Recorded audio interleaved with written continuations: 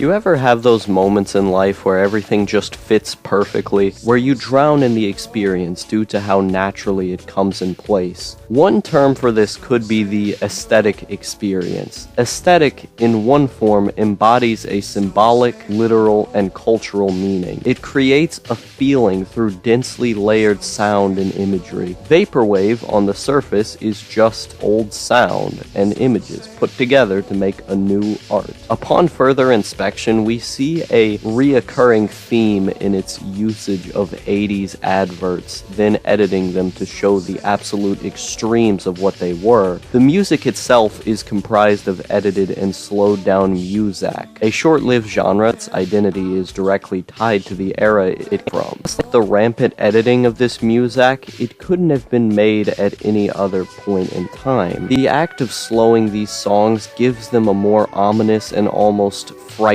presence. What once was meant to sound cheery and make us excited to participate in the boom of consumerist capitalism is now used as the very device to mock it. With the advent of the internet and millennial culture, those who grew up with muzak have become nostalgic. They have to worry about the big new world their parents never had to face. They have to find every avenue to make money in the most creative and depressing ways possible. They don't feel like the adults they're expected to be. Due to the ever-changing capitalist economy, they need to live at home in their 20s just to stay afloat.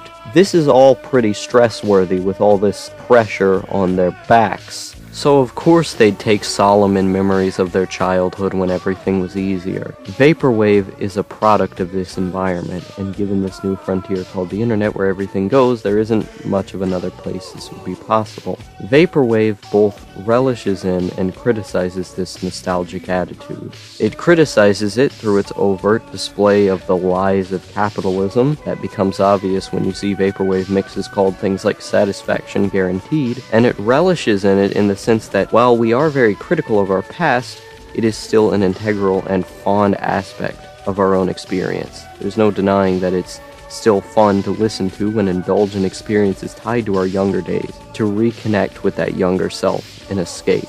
It is the contradiction that lies within Vaporwave as a genre. What our heavily critical of as an adult is also something we escape to and believe as a child. Vaporwave rides the line of both, and depending on where you stand aesthetically, it could mean either, or even both if you're, have Stockholm Syndrome. Vaporwave is the purest expression of the aesthetic experience. If all of that can be derived from a medium with no lyrics, something based on feelings can produce meaning as dense as that, it is the perfect aesthetic experience.